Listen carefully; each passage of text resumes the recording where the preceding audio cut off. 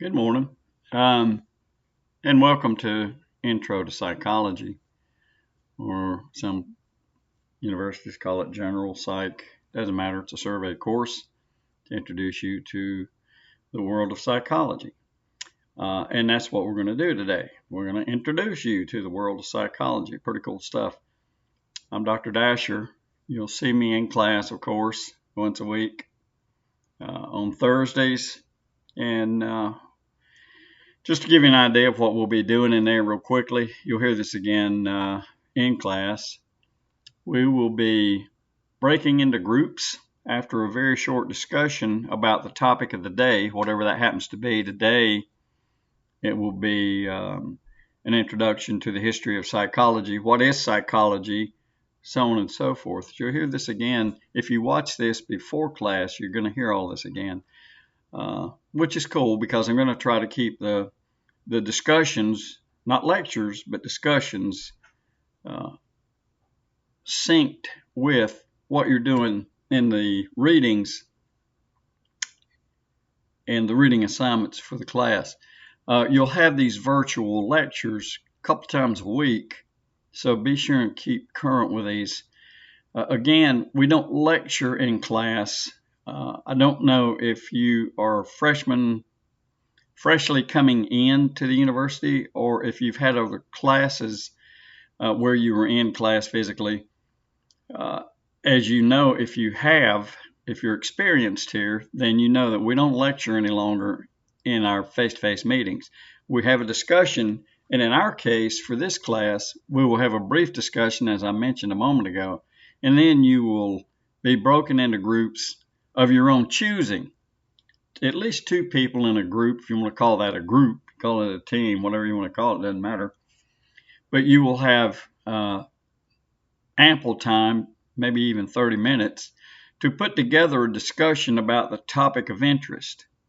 And I will give you the topic of interest and allow you that time to put together a very, very short explanation of your thoughts, views, opinions, perceptions of whatever that topic is, and then present that from your seat to us as a class, and we'll discuss it. I'll probably wind up doing most of the discussion with you, although you may have others in the class who want to ask you questions.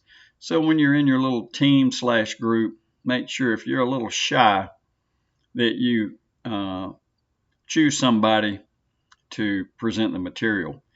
I get being shy. I was when I was a student. I didn't like speaking in front of the class. So usually this works out very, very well. I do it in all my classes, as do all the professors here. I think some form of this anyway. So I think you'll learn that it's very enjoyable in a sense because there's a lot of learning that takes place. I won't go into those kind of details unless you ask me when we get to class. We'll be in class. This is Thursday. Be in class today at 10:30. Okay, that's the only timestamp you'll ever hear, by the way. The rest of the time, these will be introduced to you via resources in your online component. And you'll be able to follow along that way. For you that are watching this who are strictly online, unfortunately, because you're online, you don't get the opportunity to discuss these things. So your discussion forum that's built into your online component is your chance to discuss things, and it's written up that way. The assignment says to choose a topic of your own and discuss it in so many words and so many paragraphs, and it's open for response. So when you read those, you can respond to other students in a academically professional way. So that's for the online folk. For you lucky few that are dormitory students, you get to see me every Thursday. Yay. Okay. All right, away we go. Introduction to psychology. And we're going to begin with what it is. And this won't be a long lecture. I don't like to have these last too long. Depends on how quickly I can get through this and make sure that you get the material. Again, online students, you're not being penalized because you're not on campus. everybody's getting the same, quote, virtual lecture, boom, boom, air quote thing. All right, so let's define it. What is psychology? Kind of a short definition, really. The scientific study of behavior and mental processes. That mental processes thing is really a biggie.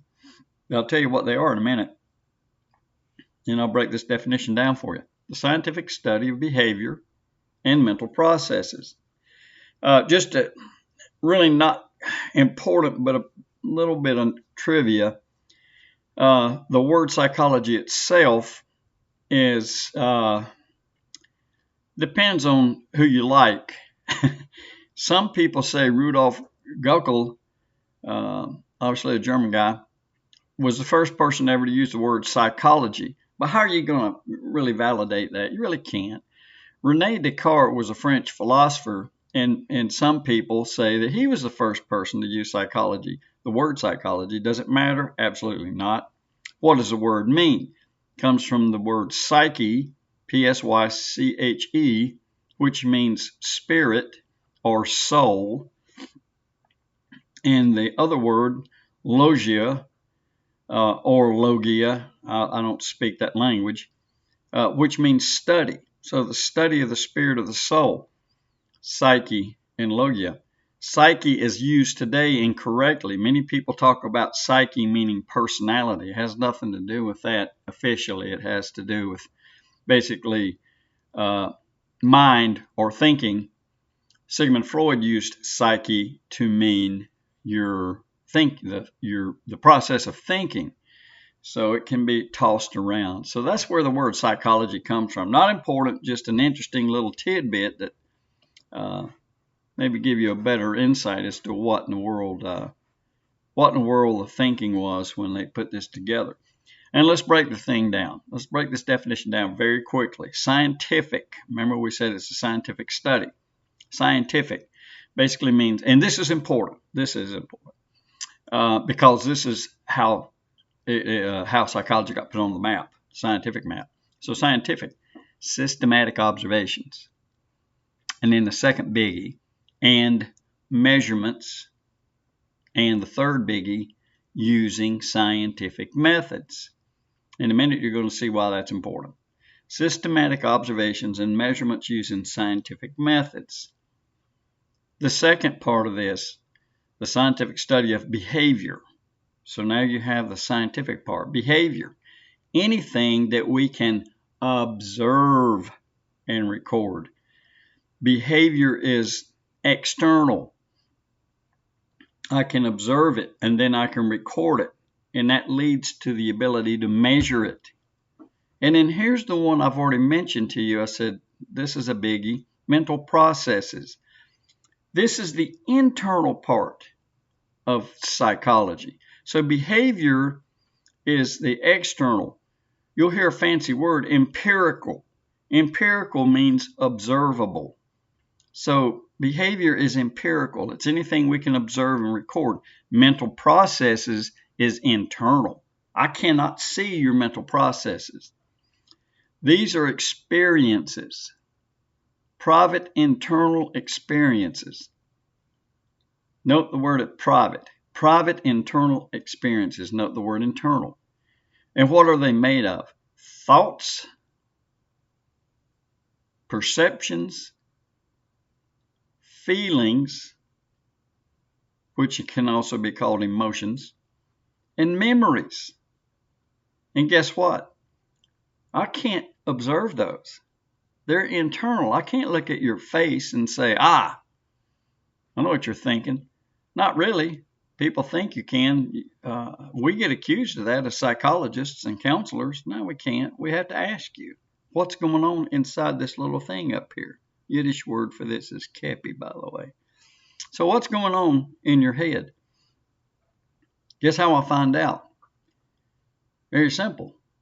If I'm your psychologist or counselor, I ask you, what's going on in there? And I hope you'll reveal to me thoughts, perceptions. That's your interpretation of things, by the way, perceptions. Feelings / emotions, and memories. Stuff I cannot observe. I can observe your behavior. I can't observe your mental processes.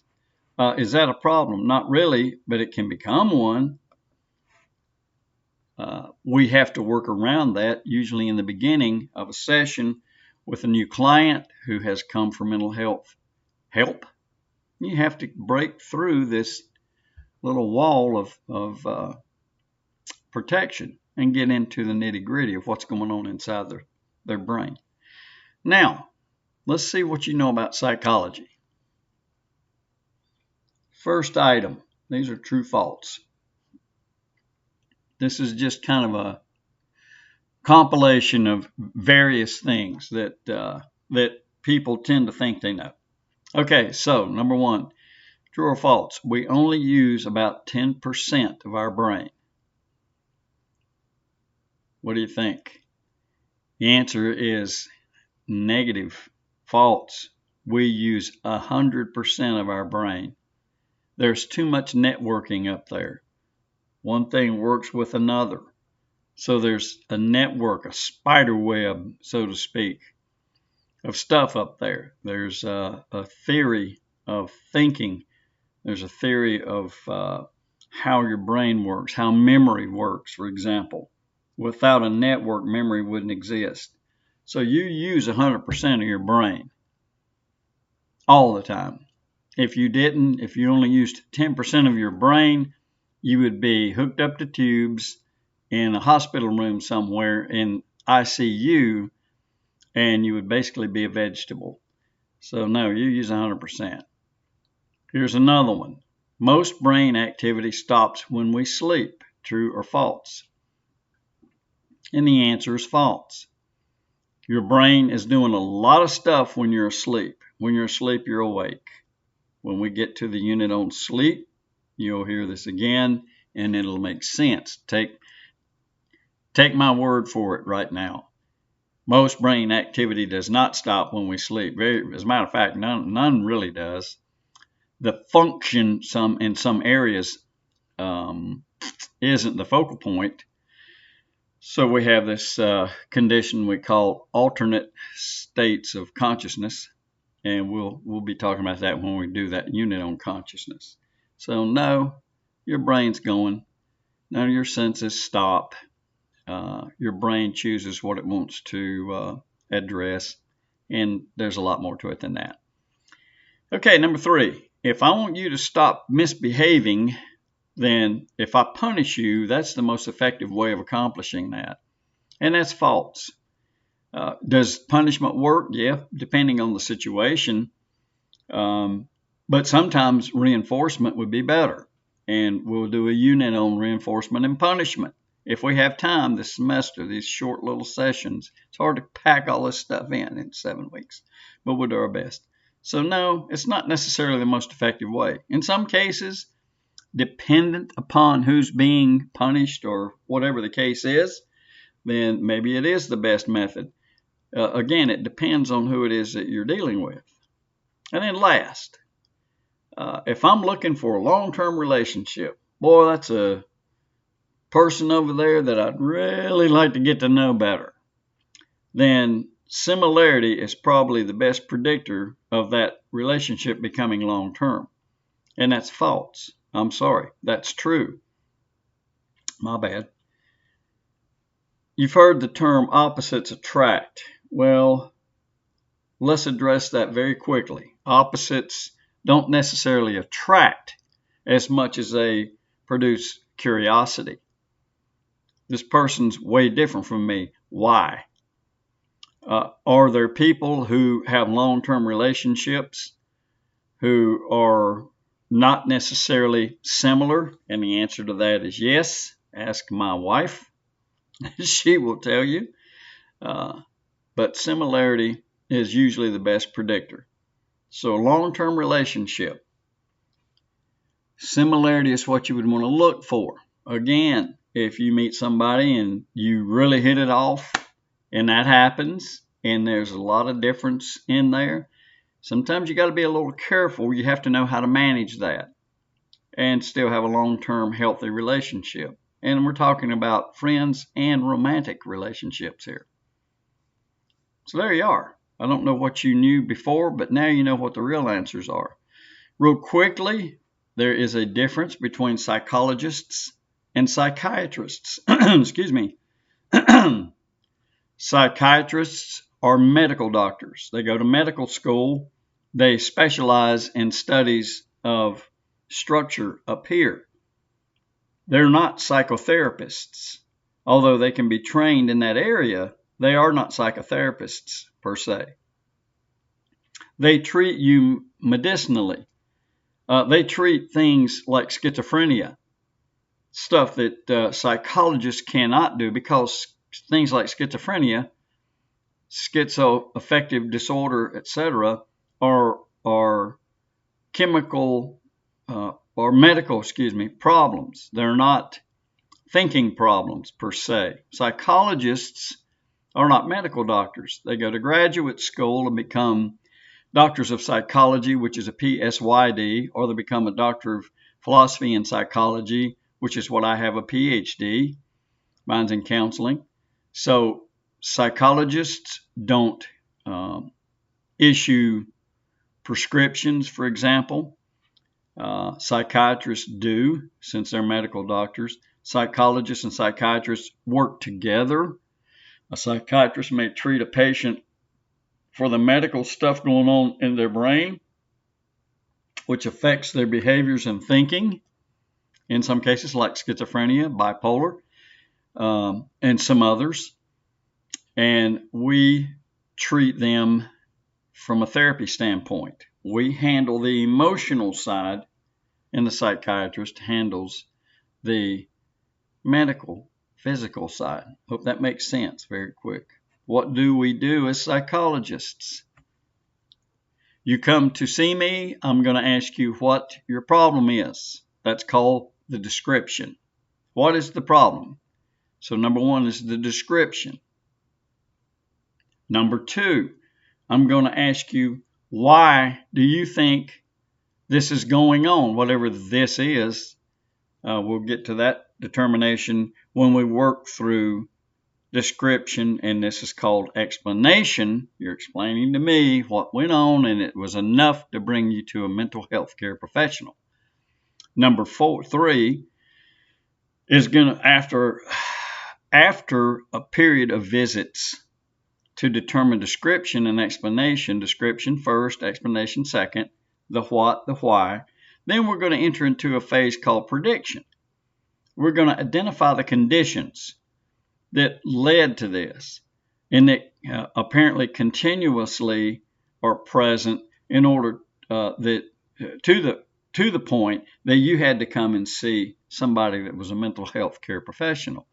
So we have description, the what led you here, the explanation, why do you think these things are going on, or it occurred in the past and it's still bugging you and it's not ongoing, the prediction, which is an identification of the conditions. And why is that important? Because if it's an ongoing problem, we have to understand that you're exposed to this on a consistent basis, not a constant basis necessarily, but it can be constant. I hope you see the difference. If it's consistent, it's happening frequently. If it's constant, it's every day.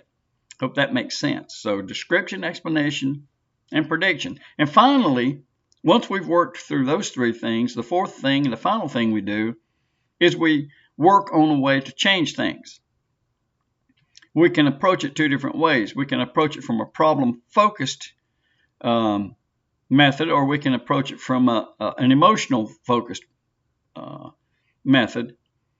Problem-focused would be to try to remove either the problem situation or remove yourself from the problem situation. Neither one of those are simple, but we look and see what it is that potentially could be done. Most frequently, we're going to be, I shouldn't say most frequently, we're going to use the emotion-focused method, which is teach you how to deal with what it is you're having to deal with. In some cases, the only absolute cure is to get yourself out of whatever it is that you're into that's causing this. For instance, drug use. Stop doing drugs. we have programs that that we can treat people with who are addicted. So that's what we do. That's exactly what we do. Very quickly, and this will be it. What is psychology not? What is it that people think is a part of psychology, but it really isn't? And we call this pseudo-psychology. I'll spell it for you. Pseudo, and then add the word psychology. Pseudo-psychology, for those who may not know what that means. Pseudo means fake or false. Because I'm a scientist, let me give you the scientific view of this. There are two. One's a dismissal attitude, which is not really that scientific. Pseudopsychology, dismissed as totally bunk. That's not what a scientist does, although there's some out there that would. So they go pseudopsychology. Oh, that's a bunch of that garbage that people think's real. Well, I prefer the approach of not pseudopsychology, but not yet proven psychology. So when you hear these categories in just a moment, and this is the final thing we're going to do in this lecture, you'll see why I have that approach, and I'll explain it.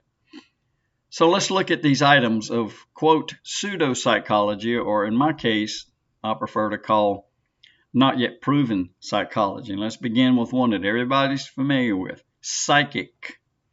A psychic, somebody that predicts the future. You go to see a psychic, and they predict what's going to happen to you in the next 6 minutes or 6 years or 5 years or 15, whatever it is that they do, predicting the future, okay? Now, I won't go deeply into the reasons that people think it works, but I will tell you this. Human beings, for the most part, are very prone to suggestibility. So here's a psychic who is trained. It's not somebody that walks in off the street one day and goes, okay, I'm a psychic. They have this ability to begin with, and then they pursue the potentials for that, and they learn how to read your emotions. They learn how to very subtly ask you guided questions, and then they can make it sound like they've come up with some outstanding prediction of your future. And because of the suggestibility factor, guess what happens? You go out and you make whatever it is they told you was going to happen in some cases, not always. That's the suggestibility factor. They know how to play upon your emotions, and they're very good at it. Is it proven yet? Nope. Nowhere right now exists any kind of scientific proof that psychic phenomena exists. Is it being studied? And the answer is absolutely yes, by many entities, including the government. Be nice to know what the future is. What's one of the biggest fears in mankind? It's the future. You don't know what's around the corner. So some people go to a psychic to find out, hey, what's the deal? The second one on this list is mediums. Mediums, communicating with the dead. Now, here's one that will open your eyes. And the reason I say that is this. We're a Christian university. So we don't dismiss anything at this university, and other Christian universities don't either, I don't think, but I know for sure here. We are open arms when it comes to the discussion of the Bible, etc. The Bible addresses mediums. If you read certain things in the Old Testament, Saul went to meet with a medium, somebody that could speak with the dead. And they brought this dead person back, and he was very angry. And so the Bible says this works. Now, does it work in modern times? Well, don't know. I don't know if it does or not.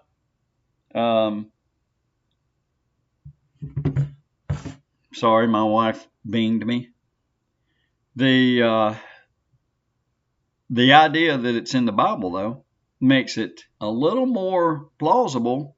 I shouldn't say a little more, makes it very plausible.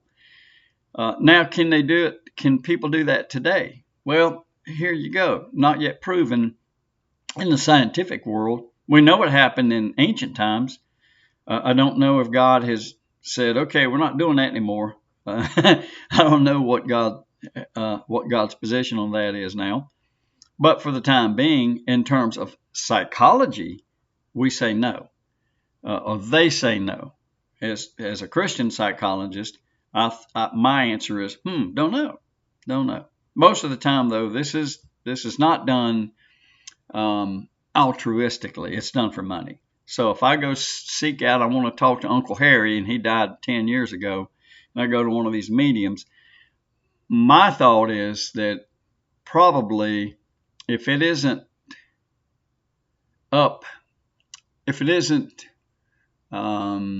legitimate, then the answer is no, they can't. I don't know where you would go to find a legitimate person who's a medium. So does that make sense? I hope it does. It's a little confusing. And then I'll run through the rest of these very quickly and we'll be done.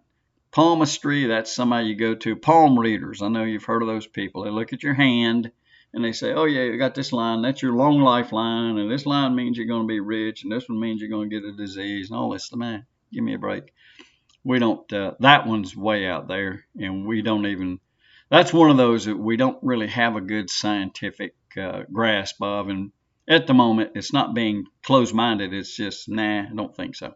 Psychometry is, I won't even explain that. That's very strange. Psychokinesis, this is being studied. I don't know of any legitimate studies at the moment. No scientific evidence. What is it? It's being able to think and move things, physical things. So I want to shut the door, but I don't feel like getting up, so I think shut door, and it closes. Okay, that's psychokinesis.